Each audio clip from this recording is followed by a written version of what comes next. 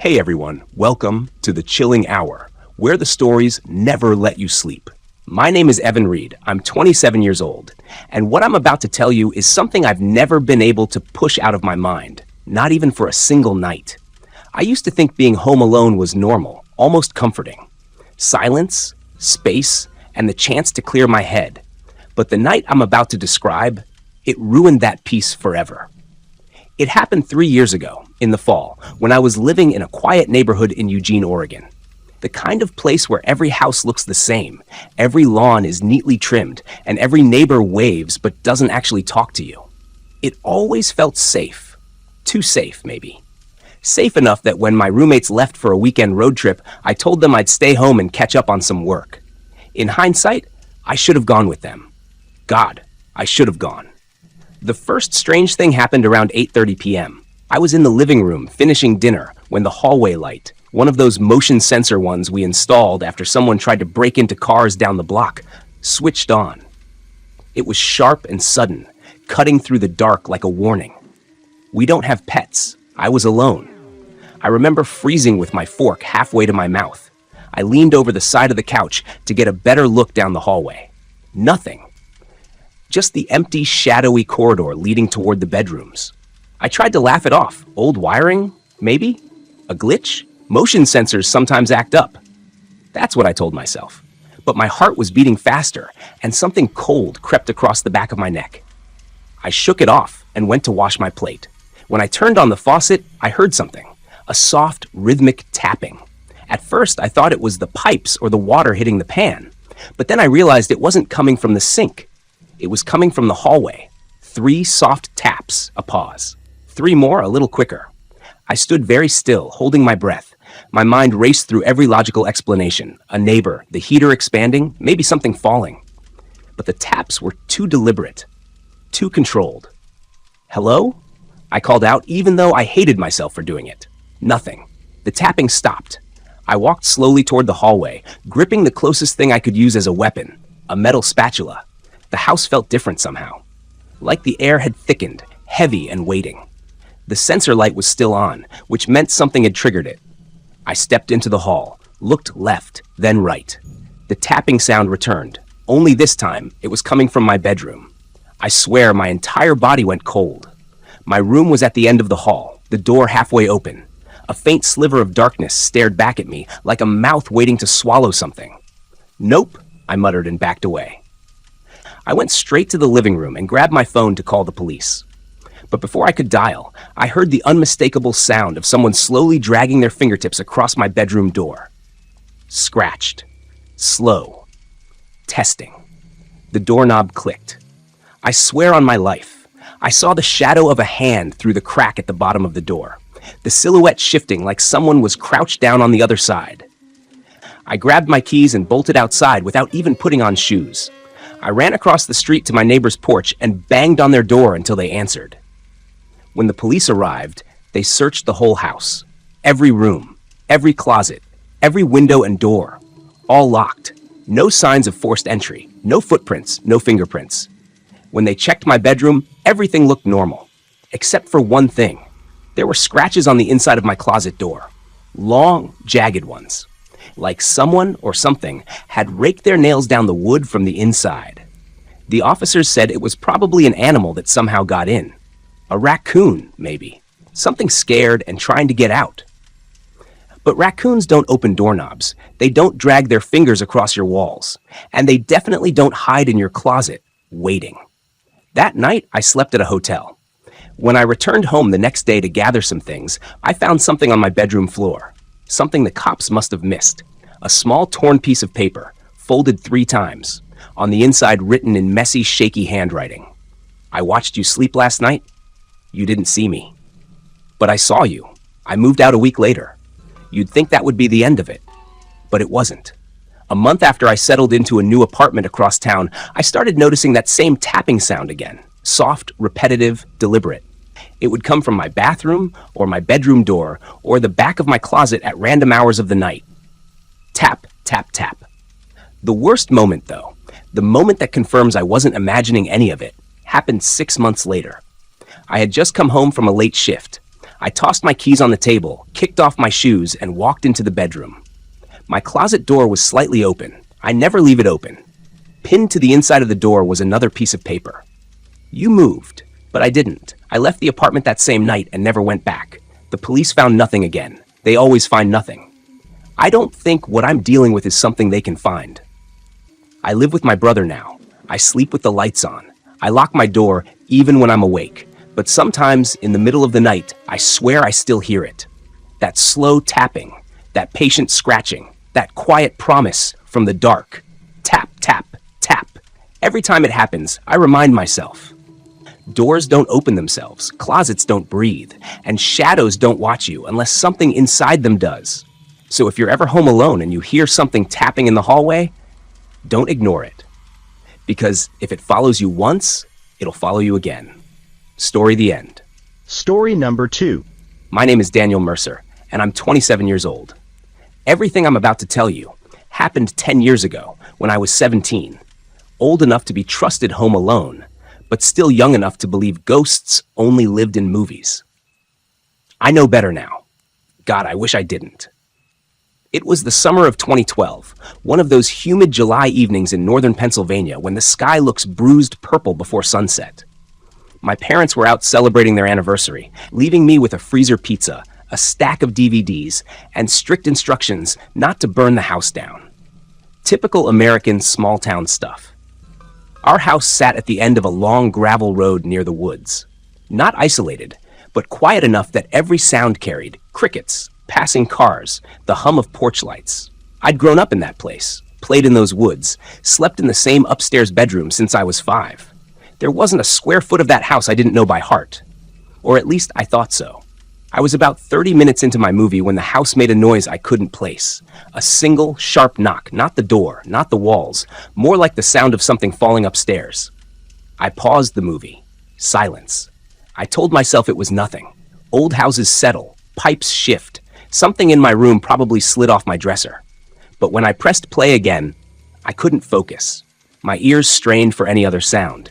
And with the movie quieted, I realized something I hadn't noticed before. The house felt wrong. The air was too still, too cold, like the AC had kicked on full blast even though it was set to 75. And underneath that cold was another feeling. Pressure, like when you're underwater and your ears need to pop. Except this was in my chest, my gut, my bones. Then I heard it again. Thump. This time, definitely upstairs. I muted the TV and stood. Another thump. Softer, but steady. A rhythm. Not random. I swallowed hard, telling myself it had to be the dog, even though our dog had passed away 2 years before. Still, I walked to the bottom of the stairs, flipped on the light, and called, "Hello?" My voice sounded small in the stairwell. No answer, but the thumping stopped. I almost turned back to the living room right then, decided to ignore it, but curiosity mixed with teenage bravado pushed me up the stairs. Each step creaked under my weight, and every creak made the hairs on the back of my neck stand up. At the top of the stairs, the hallway stretched ahead, 3 doors on the left, 1 on the right. My room was at the very end. I stood still, listening. Nothing. I moved slowly down the hall, checking the doors. Bathroom, empty. Guest room, empty. Office, empty. Only my bedroom remained. I reached the door and gently pushed it open. My room looked normal. Posters on the walls, laundry on the floor, bed unmade. Exactly how I'd left it. Except, my closet door was open. I never leave it open. A cold wave washed over me so strong it almost made me step back. Suddenly the pressure in the air returned, squeezing my lungs. The closet door seemed too dark inside, like there was no back wall, just an open void. My hand trembled on the doorknob. "Mom?" I whispered, even though I knew it wasn't her. Then something in the closet moved. Not a shuffle, not a fall. A slow, deliberate shift, like someone adjusting their weight. I slammed the closet door shut and bolted out of the room, practically throwing myself down the stairs. My breath came fast, my heart pounding so loud I could hear it in my ears. I grabbed my phone and called my mom. No answer. I tried my dad. No answer. I tried again. Still nothing. They were probably in some restaurant where the music was too loud for them to hear. Great. I paced the living room, hands shaking, telling myself I was just being paranoid. There was no way someone had gotten into the house. We had security locks, no broken windows, no footsteps except my own. Still shaking, I checked every door and window downstairs, all locked. The smart thing would have been to go outside, wait for my parents, or call the police. But I kept thinking, what if it's nothing? What if I call the cops and they find absolutely zero? I didn't want to be that kid, the paranoid teenager who freaked out over a coat falling in the closet. So I tried to calm myself down, put on another movie, turned on every light, made a second pizza I wasn't hungry for. That's when I heard footsteps. Not thumps, footsteps. Slow, controlled, overhead, crossing from one side of the house to the other. I froze, staring at the ceiling. 1 step, 2 steps, 3. Then silence. Every instinct told me to run. Get out of the house, just go. But fear glued me to the couch. I dialed 911 with shaking fingers. Before I could press call, footsteps again. Only now they were descending the stairs. I dropped my phone. The sound was unmistakable, heavy, dragging steps, like someone walking with one foot scraping against the wood. I backed into the kitchen, grabbed the biggest knife we had, and held it in front of me with both hands, arms shaking so badly the blade wobbled. The steps reached the bottom of the stairs. Stopped. I stared at the dark expanse of the living room, waiting for something, anything, to move. My breath caught in my throat. Then, knock, knock, knock. Not at the door. God, I wish it had been the door. It was coming from the wall right beside me. 3 slow, deliberate knocks. I stumbled backward so fast I tripped over a chair and hit the tile, the knife clattering across the floor. The knocking stopped, but something began sliding along the wall. Something large, dragging against the inside of it.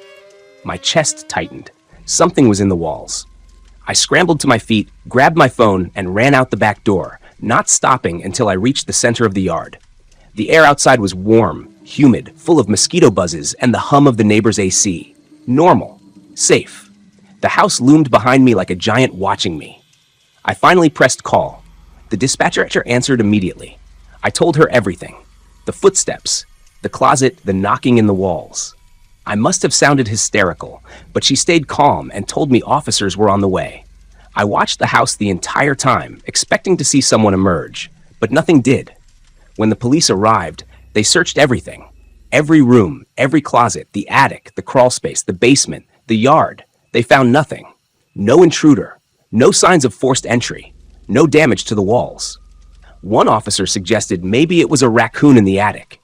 Another said old houses can make strange noises when temperatures change. I didn't argue. I knew better. When my parents finally got home, they were shaken, but relieved I was safe. They believed me enough to take me seriously, but not enough to consider moving. After all, whatever I heard hadn't hurt me, and they'd lived there 20 years without a single strange experience. I refused to sleep in my room that night, slept on the couch with all the lights on. But even on the couch, I felt it. Around 3 a.m., the house got cold again, and from upstairs in the darkness above the living room, a single soft knock echoed through the floorboards. I jolted awake, breath catching in my throat. Another knock. Then a whisper. My name. Right above me. I didn't sleep again until sunrise. For the remaining year we lived in that house, I avoided my bedroom as much as possible.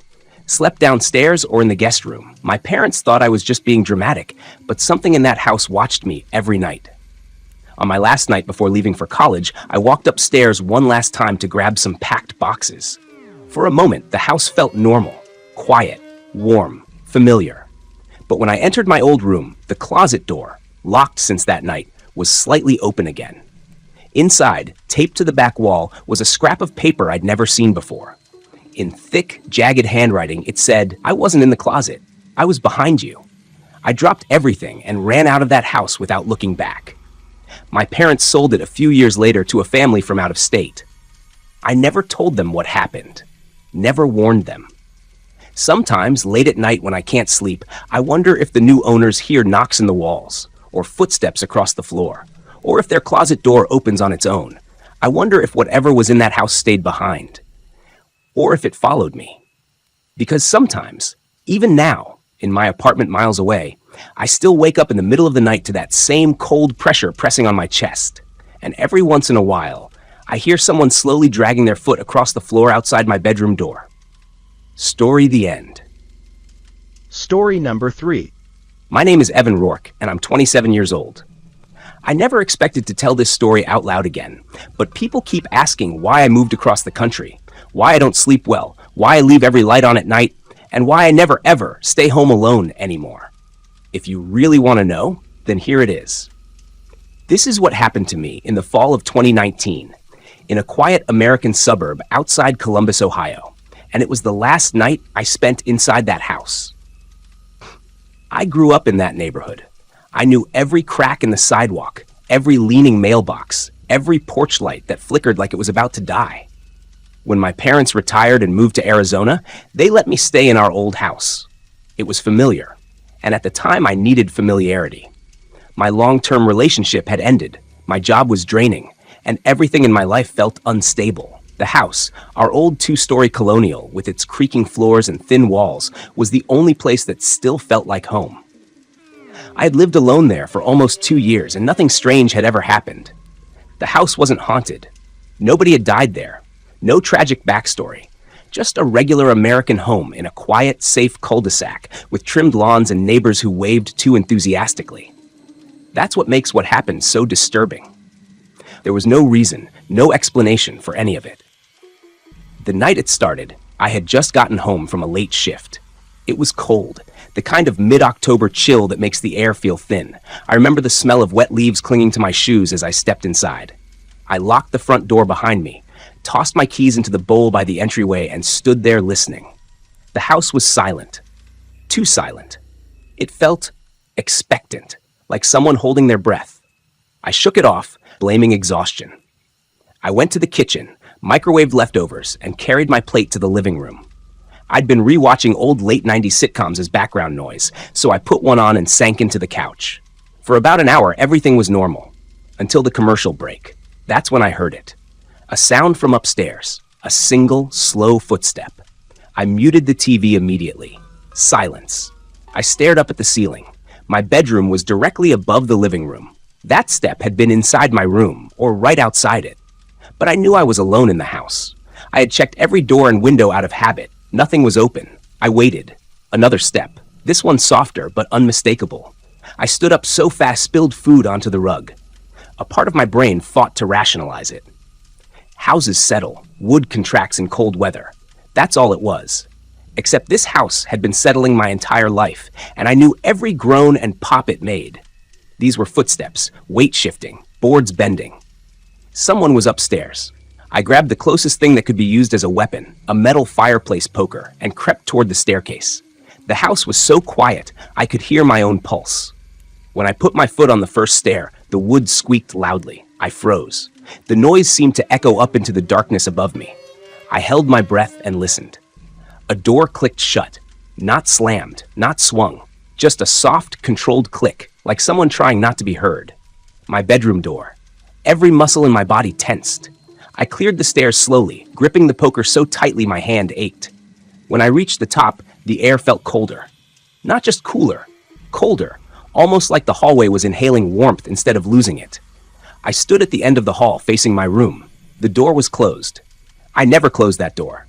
Ever. I forced myself to move forward. My hand shook as I reached for the knob. Before I touched it, something pressed gently against the other side. The door didn't open, but it shifted against my fingertips, like someone was standing directly behind it. I stumbled backward. My heart was pounding so violently it hurt. Then, in a calm, deliberate motion, the doorknob began to turn. Slowly, carefully, almost politely. I didn't wait to see what was behind it. I sprinted downstairs, out the front door, and straight to my car. I drove to a friend's house and didn't return until morning. When I went back, the door was open. Lights off. Room untouched. No sign of anyone. I convinced myself I had imagined it. Lack of sleep. Stress. A waking dream. Something logical. But the house wasn't finished with me. 3 nights later, I woke up at 3:17 a.m. to the sound of whispering. I shot up in bed, heart racing. The whispering wasn't outside or in the hallway. It was directly below my room. It was in the living room. Male voices, 2 of them. Low, murmuring, indistinct. I grabbed my phone and listened harder. The voices weren't threatening, but they weren't normal either. There was something unnatural about the tone. Too steady, too synchronized, like 2 people repeating the same words half a second apart. I crept to the top of the stairs and looked down. The living room was dark, except for one thing. A shadow moved across the far wall. It wasn't cast by anything. There was no light source, no car driving by outside, no movement of trees. It shifted like a person walking, except there was no person there. I backed into my room slowly and shut the door. I didn't sleep again until sunrise. That morning, I checked the house from top to bottom. Nothing was disturbed. But that night, the whispering returned, and the next night, and the next. Always at 3:17 a.m., always below my room. By the seventh night, I couldn't take it anymore. I yelled from the stairs, demanding to know who was there. The whispering stopped instantly, as if startled. Then I saw it. Something peeked out from behind the couch. Not a person, not an animal, just a face. A pale face, expressionless, visible only from the eyes up, watching me. I gasped and stumbled backward. The face slid silently down behind the couch, disappearing like it had sunk into the floor. I bolted out of the house again, shaking and barely able to breathe. But I wasn't done. Because the worst night, the night that still wakes me up drenched in sweat, was still ahead. It happened on a Friday. I invited a friend, Zach, to stay over because I couldn't stand being alone anymore. He laughed off my story at first, but he agreed. We played video games, ordered pizza, tried to keep things light. By midnight, nothing strange had happened. At 2 a.m., Zach fell asleep on the couch while I dozed in a recliner. Then at 3:17 a.m., I woke up, not to whispering, to silence. A deep, unnatural silence that felt heavy, pressing against my ears. I looked toward Zach. He was sitting upright, back straight, head tilted slightly to one side, eyes open. He wasn't blinking. "Zach?" I whispered. He didn't move, didn't respond, just stared ahead at nothing. I reached out and shook his shoulder. His head turned toward me, but the rest of his body didn't move. It twisted in a slow, stiff rotation, far too slow to be natural. His mouth opened, and in a hollow, layered voice, the same double-voiced tone I'd heard whispering all week, he said, "He wants to come upstairs tonight." My entire body went numb. I stumbled backward, shaking violently. "Zach, stop! What the hell are you talking about?" His jaw opened wider, impossibly wide, stretching like his skin was tearing. Then in a voice that wasn't his, he whispered, "He's already on the steps." The stairs behind me creaked, one step, then another. I couldn't turn around. I couldn't breathe. The air felt thick, like the house was sealing itself shut. Zach's head snapped forward, like a puppet whose strings were cut, and he collapsed unconscious onto the couch. The footsteps on the stairs paused, then slowly retreated back up, one groaning step at a time. I grabbed Zach with everything I had and dragged him out of the house. When he woke up outside on the lawn, he had no memory of what happened. None. I never stepped inside that house again. We moved my things out during the day, with people present, every light on. Nothing strange happened during the move. Nothing whispered. Nothing watched. But the house felt disappointed, like it knew it lost me. That was almost 5 years ago. The house sits empty now. No one's bought it. Neighbors say they hear noises from inside at night, shadows in the windows, lights flickering though no power is on. The real estate listing keeps getting taken down and reposted. I don't know what lives in that house. I don't know what it wanted. I don't know why it chose me. All I know is that it wasn't human. And someday, someone else is going to move in, and it will be waiting. Story the end.